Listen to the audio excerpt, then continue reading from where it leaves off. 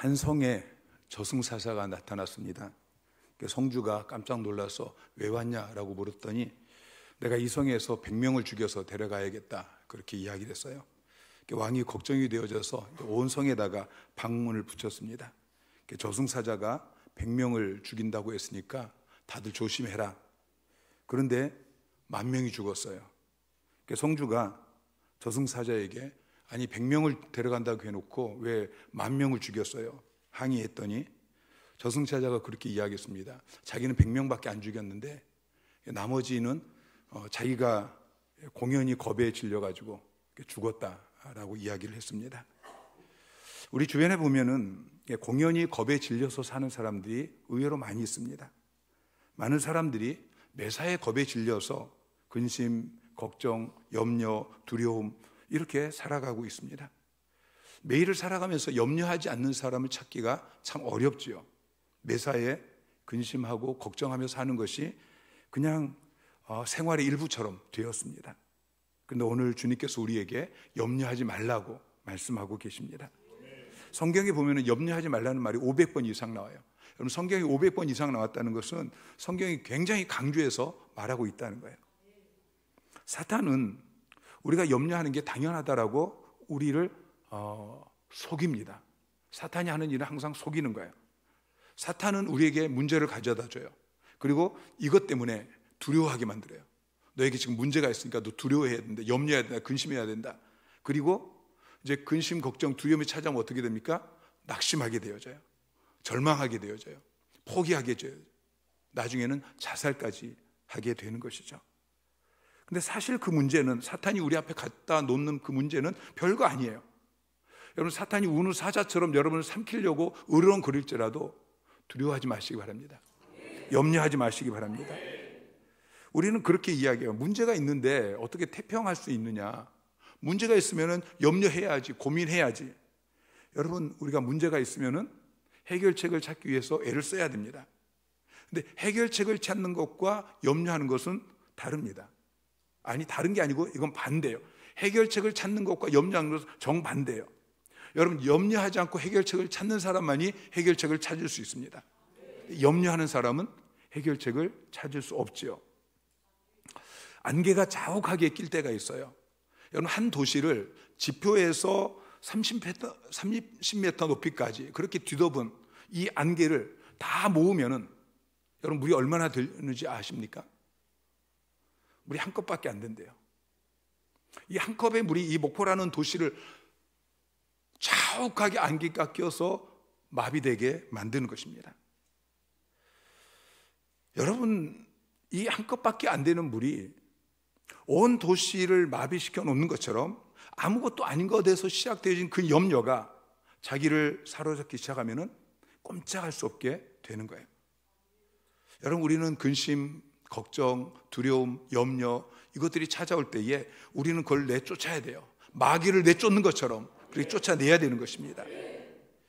자, 19절부터 34절까지 지금 몇 주가 좀 빠졌는데 지금 저희가 마태복음 산상수훈을 지금 묵상하고 있어요. 산상수훈 중에서 특별히 19절부터 34절까지가 물질에 대한 가르침이에요. 몇 주 전에는 이 앞부분에서 물질에 대한 첫 번째 가르침, 그것은 너희 보물을 어디에 쌓으라고요? 땅에 쌓지 말고 하늘에 쌓아라. 이 땅에 물질을 쌓으면 좀과 동록이 해야 할 것이고 도둑이 도둑질해 가니까 그러지 말고 너의 이 물질을 하늘에 쌓아라. 그리고 그런 삶은 신명기 14장 29절부터 나오는 분깃이나 기업이 없는 레위인, 또 객과 고아와 과부를 먹여서 배불리 하는 것이다. 그러면 하늘에 기업이 있고 하늘에 상이 있을 것이다 라고 말씀하고 있습니다.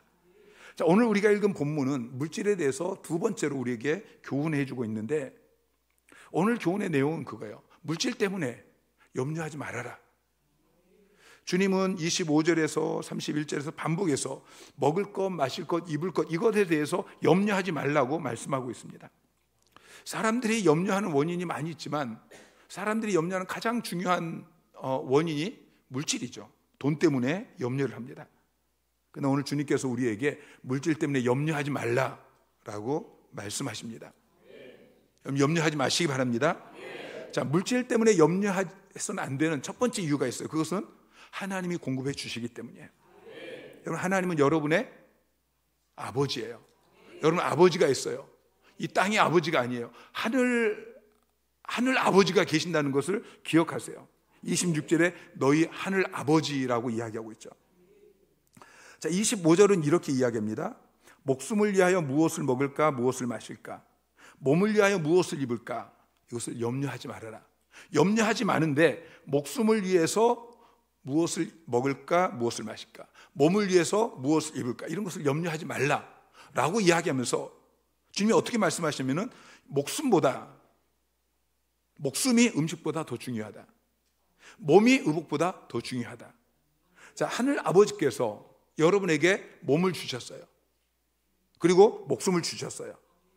자, 목숨은 먹고 마시는 음식보다 더 중요해요. 몸은 입을 옷보다 더 중요해요. 그럼 한번 생각해 보세요. 여러분의 하늘 아버지께서 여러분에게 더 중요한 것을 주셨어요. 더 중요한 목숨을 주셨고 더 중요한 몸을 주셨단 말이죠. 그러면 그보다 덜 중요한 것을 아깝다고 주시지 안 주시겠느냐? 아니라는 것이죠. 더 중요한 것도 주신 분이 덜 중요한 것을 아깝지 않게 여러분에게 주신다는 거예요. 로마서 8장 32절의 말씀과 비슷한 이야기예요. 자, 로마서 8장 32절 시작. 자기 아들을 아끼지 아니하시고 우리 모든 사람을 위하여 내주시니가 어찌 그 아들과 함께 모든 것을 우리에게 주시지 않겠느냐. 자, 하나님께서 여러분을 사랑하셔서 여러분에게 아들을 주셨어요. 자, 하나님에게 하나밖에 없는 독생자 예수 그리스도를 여러분을 구원하기 위해서 주셨단 말이에요. 그런데 아들을 내어주신 분이 내가 아들은 줬지만 이건 내가 아까워서 못 주겠다, 그럴 게 뭐가 있느냐 하는 것이죠. 아들을 내어주신 분이 우리가 이 땅에 살아가면서 필요한 모든 것들을 다 주신다고 말씀하고 있는 것입니다. 자, 26절 말씀 시작. 공중의 새를 보라. 심지도 않고 거두지도 않고 창고에 모아들이지도 아니하되 너희 하늘 아버지께서 기르시나니 너희는 이것들보다 귀하지 아니하냐. 자, 하늘 아버지께서는 공중의 새도 먹이시는 분이에요. 28절에는 들의 백합화도 입히신다고 말씀하고 있어요.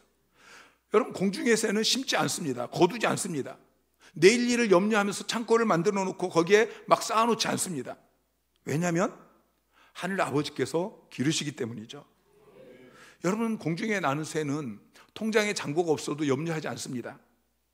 통장에 잔고가 하나도 없는데 그냥 날마다 즐겁게 노래하면서 살죠.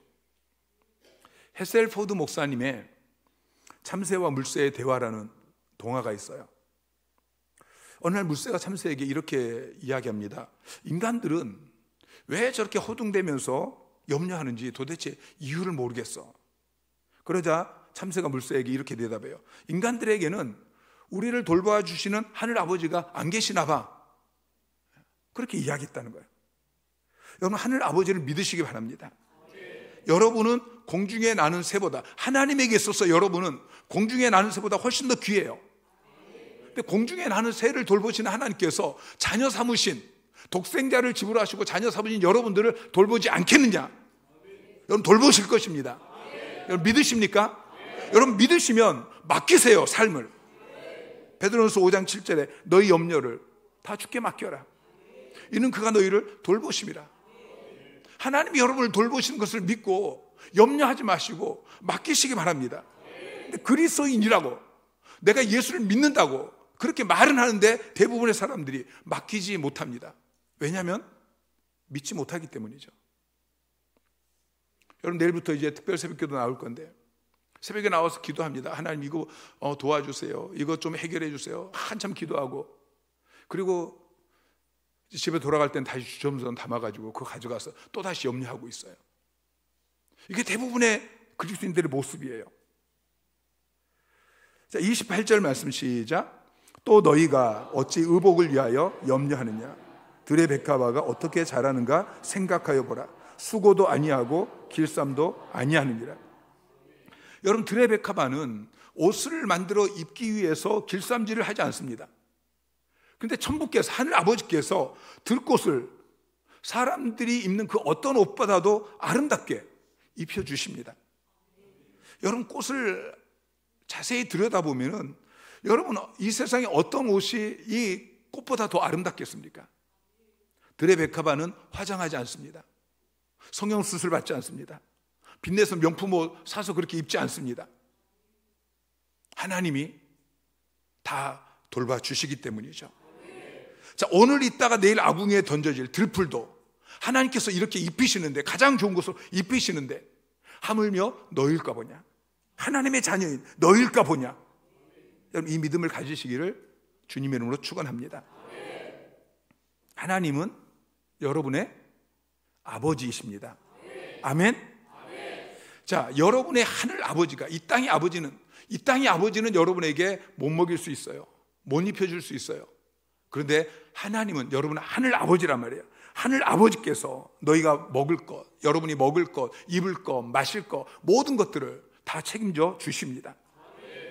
31절에 또다시 무엇을 먹을까, 무엇을 마실까, 무엇을 입을까 염려하지 말라 그러면서 32절에 뭐라고 말씀하시냐면, 이것은 다 이방인들이 구하는 것이다. 여러분, 이방인은 하나님이 없는 사람이에요.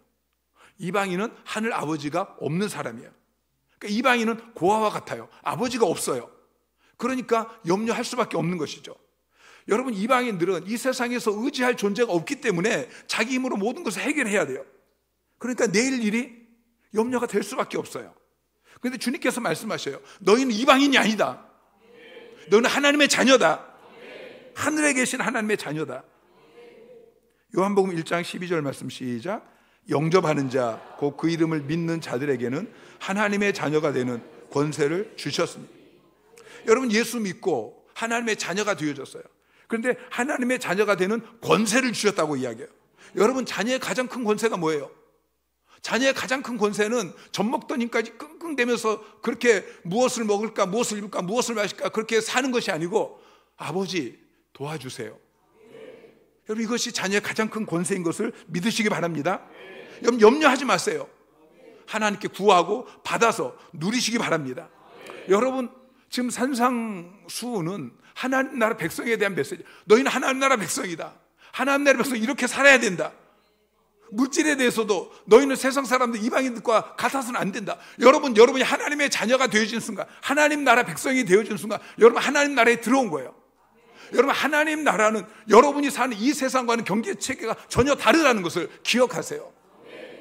여러분, 저는 지금까지 50 몇 년을 살아가면서 한 번도 앞으로 경제가 더 나아질 것이다, 이런 얘기를 한 번도 들어본 적이 없어요. 지금까지 계속해서 뉴스에서 이야기하고 또 미래학자들이 이야기하고 하는 것들은 앞으로 계속 더 어려워질 것이다. 여러분, 이 메시지를 계속 듣고 우리가 살아왔어요. 여러분, 우리는 그 세상 경제 속에서 사는 게 아니에요. 하나님 나라라는 새로운, 하나님이 통치하시는, 하나님이 우리 아버지이신, 하나님께서 공급해 주시는 그런 다른 경제 체계에 우리가 살고 있다는 것을 기억하시기 바랍니다. 여러분, 내일 일을 위해서 염려하지 마세요. 자, 34절 말씀 시작. 그러므로 내일 일을 위하여 염려하지 말라. 내일 일은 내일이 염려할 것이요 한날의 괴로움은 그날로 족하니라.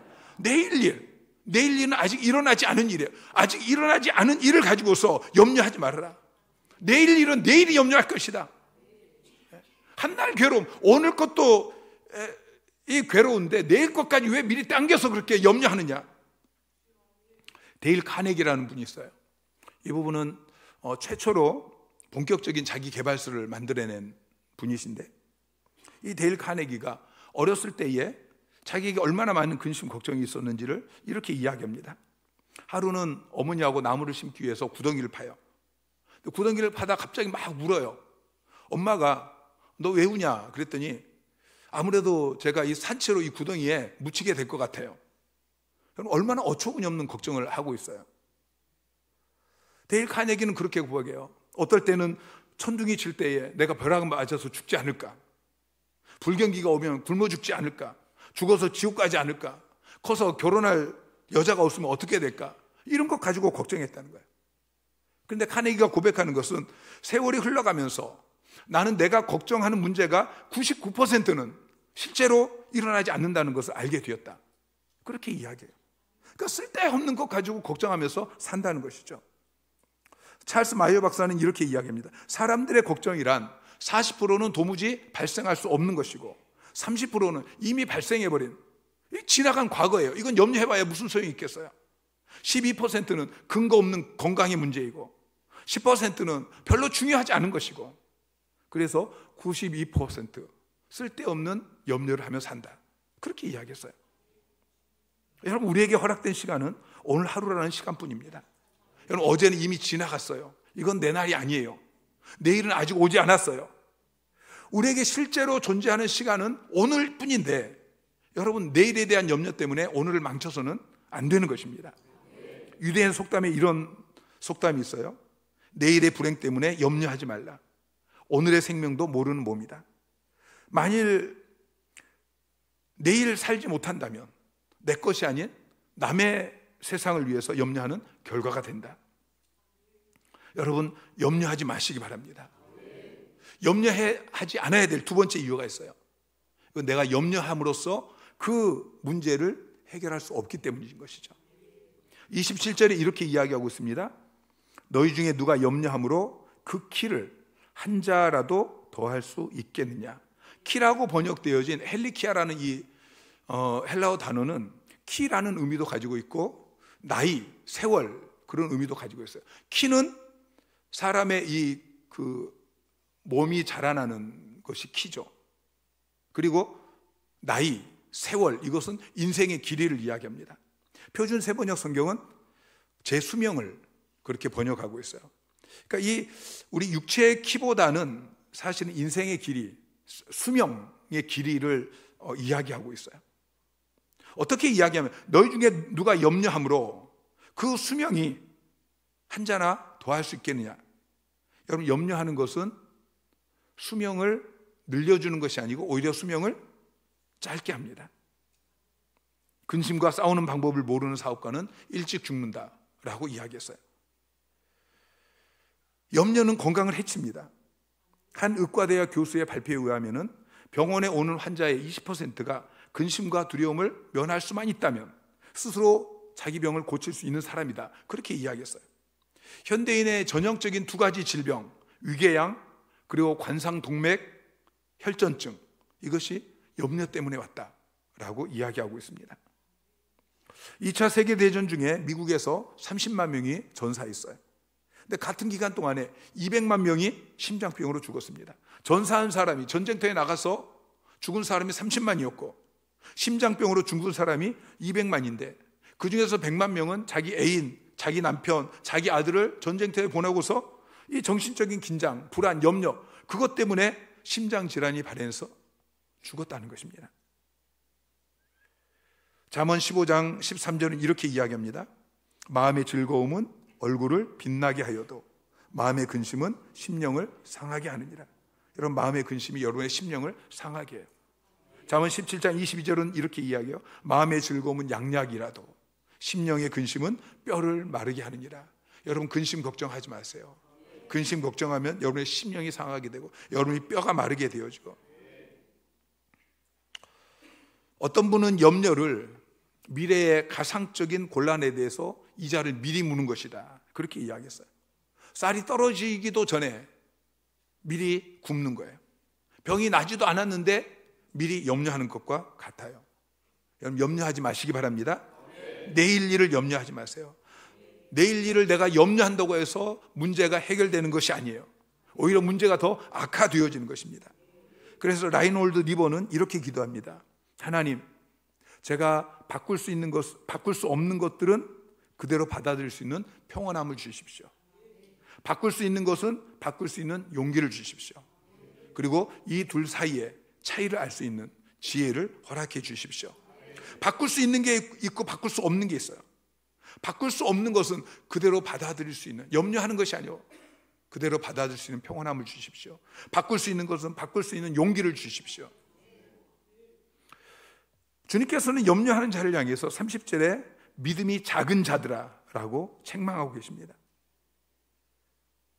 오늘 있다가 내일 아궁이에 던져지는 들풀도 하나님이 이렇게 입히시거늘 하물며 너일까 보냐, 믿음이 작은 자들아.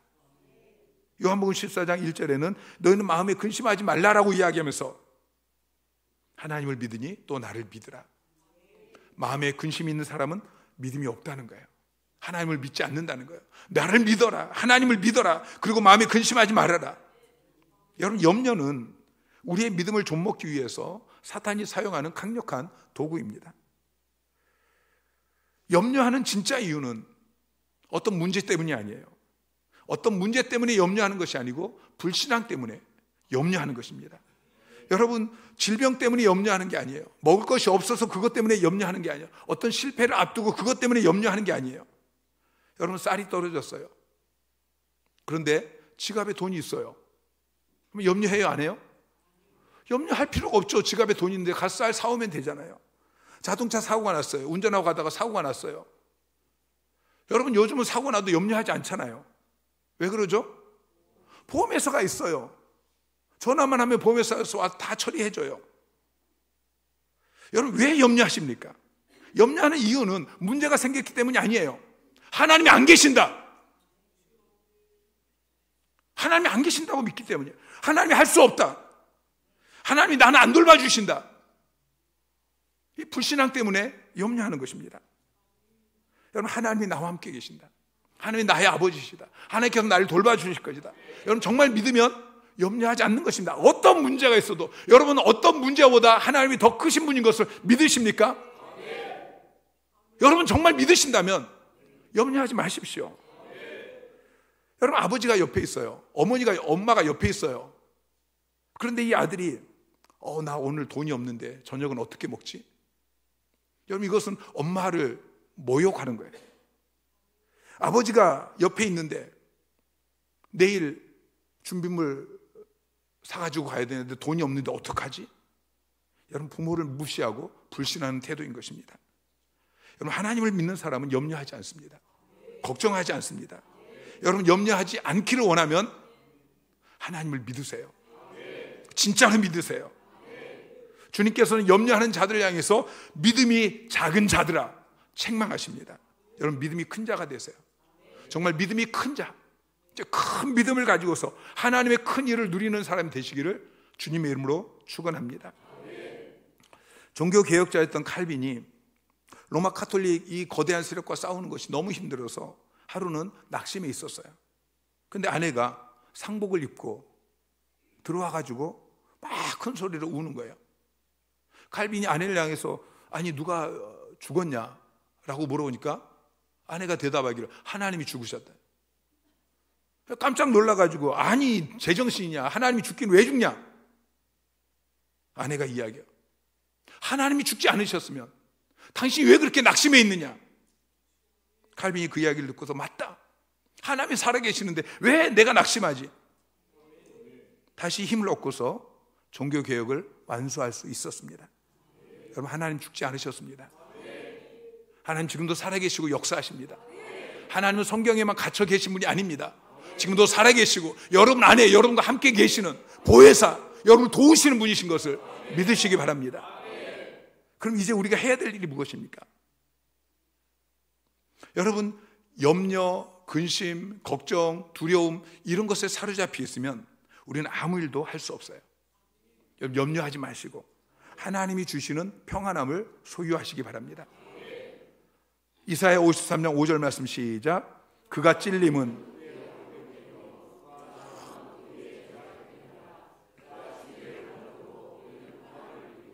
그가 채찍에 맞음으로 우리는 나음을 받았도다. 여러분, 주님은 고난당할 이유가 하나도 없으셔요. 우리 때문에 고난을 당하신 거예요. 대신 고난을 당하신 거예요. 우리가 염려에서 벗어나서 평안을 누리게 하시려고 주님께서 대신 징계를 받으시고 채찍에 맞으셨어요.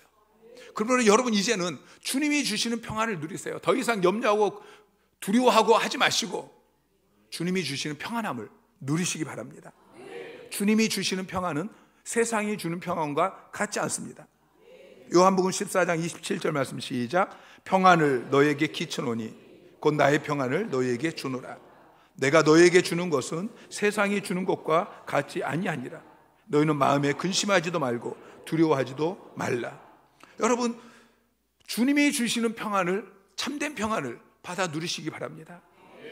주님이 주시는 평안을 받으면은 근심하고 두려워할 필요가 없어요. 빌립보서 4장 7절에 보면 모든 지각에 뛰어난 하나님의 평강이라고 이야기하고 있어요. 주님이 주시는 평강은 우리의 생각을 뛰어넘는 것입니다. 상상할 수 없는, 이 속에서 어떻게 근심하지 않을 수 있느냐.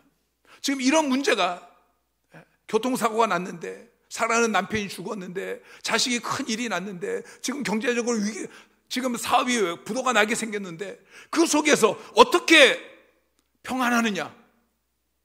주님이 평안을 주시니까요.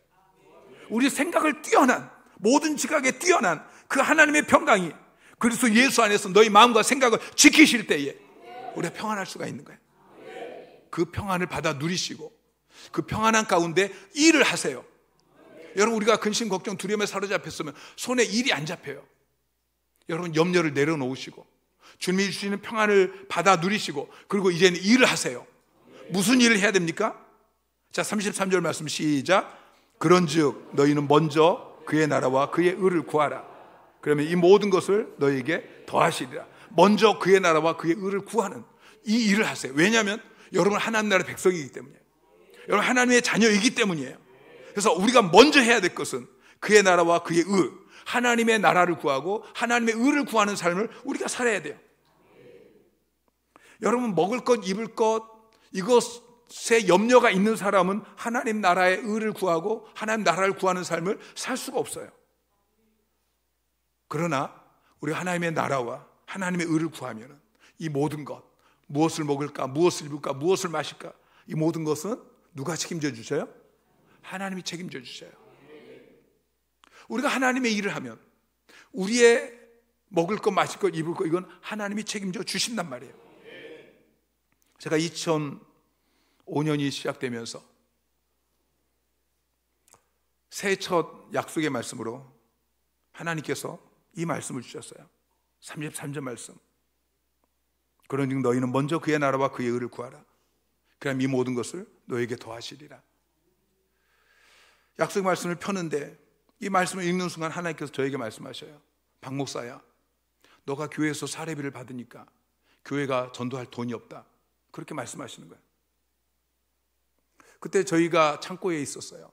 이제 막 전도하기 시작했는데 그때 뭐 교회도 어렵고 저희도 어렵고, 교회는 뭐 월세 내고 공과금 내고, 그러고 나면은 그때 저희가 교회에서 사례비를 50만 원 받았는데 그거 줄 돈이 없는 거예요. 그러니까 교회가 다른 일을 할 수가 없어요. 뭐 전도지 사고 전도할 돈이 없는 거예요. 저희도 어려웠습니다. 저도 빚이 1억이 넘고 다 카드빚. 그런데다가 저희 자녀들 셋 초등학교 다니고. 근데 그 상황 속에서 하나님께서 이 말씀을 읽는데 그런즉 너희는 먼저 그의 나라와 그의 의를 구하라. 근데 박 목사야, 너가 사례비 50만 원 받아가니까 교회가 전도할 돈이 없다. 그래서 그 자리에서 주님 알겠습니다. 제가 1년 동안 사례비 안 받겠습니다. 그리고 그 돈 가지고 전도하기 시작했어요. 그 다음 말씀은 뭐 눈에도 들어오지 않았어요. 그리하면 뭐 이 모든 것을 너에게 더하시라, 이 말씀은 들어오지도 않았어요. 근데 하나님 말씀하시니까 그 말씀 붙잡고 그렇게 전도를 했더니 하나님께서 전도의 문이 열리게 하셨어요. 교회가 부흥되기 시작했어요. 그리고 이 모든 것을 하나님께서 더해 주셨어요. 바로 그 달에 하나님께서, 제가 교회를 개척하고 누구에게도 뭐 손을 벌린 적이 없어요. 후원해달라고 요청하지 않았어요. 근데 그 달에 하나님께서 지나가던 어떤 다른 교회 자매를 통해서 한 달에 10만 원씩, 또 저 교회에서 한 달에 10만 원씩, 어떤 하여튼 그 성도님을 통해서 한 달에 30만 원씩, 얼마예요? 50만 원을 매달 꼬박꼬박 그렇게 하나님께서 공급해 주셨어요. 그리고 얼마 되지 않아서 그 많은 빚을 다 하나님께서 갚아주셨어요. 먼저 그의 나라와 그의 의를 구했더니 그 상황 속에서, 그렇게 할 수 없는 상황 속에서 하나님이 말씀하시니까 말씀 붙들고 나아갔더니 하나님께서 무엇을 먹을까, 무엇을 입을까 다 책임져 주셨어요. 저희 교회 김형은 간사님 2006년에 제자대학을 시작하고 2007년에 그때 저희가 제자대 1기를 8명이 마쳤는데 그 중에 한 사람이 우리 김형은 권사예요. 제자대학을 마치고 나서 제가 불렀습니다. 사역간사 해보지 않겠느냐. 그랬더니 두 말도 하지 않고 목사님 저 같은 거 불러주셔서 감사합니다. 그때 그분의 상황이 남편이 돈을 제대로 벌지 않았어요. 남편이 가정의 생활비를 제대로 가져다 주지 않았어요. 보증을 쓴 게 잘못되어 가지고 경제적으로 너무 어려웠어요. 어머니 집에 얹혀 살고 있었어요. 우리 김영훈 권사가 그때 어린이집 원감으로 그렇게 일을 하면서 그 버는 수입으로 생활을 해야 되는데 남편은 아직 신앙도 없고 뭐 경제적으로 책임도 안 져주고 그 속에서 사역간소로 불렀을 때에 그분이 그 자리에서 고민도 하지 않고 고백하는 것이 목사님 저 같은 거 불러주셔서 감사합니다. 그리고 교회에서 사역비 조금 주는 거 그것도 받지 않고 몇 년을 사역을 했어요. 하나님께서 그분을 굶기셨을까요? 굶기지 않으셨어요. 이 모든 것을 채워주셨어요. 얼마 되지 않아서 집도 주셨어요. 남편도 신앙이 세워져서 집사가 되고 장로가 되고 셀리더가 되어지고. 여러분 하나님 나라 백성이라는 걸 기억하세요. 여러분 천국 백성이에요. 하나님이 여러분의 아버지셔요. 염려하지 마세요. 하나님을 신뢰하세요. 하나님을 믿고 신뢰하며 염려하지 않냐고 먼저 그의 나라와 그의 의를 구하는 복된 인생이 되시기를 주님 이름으로 축원합니다.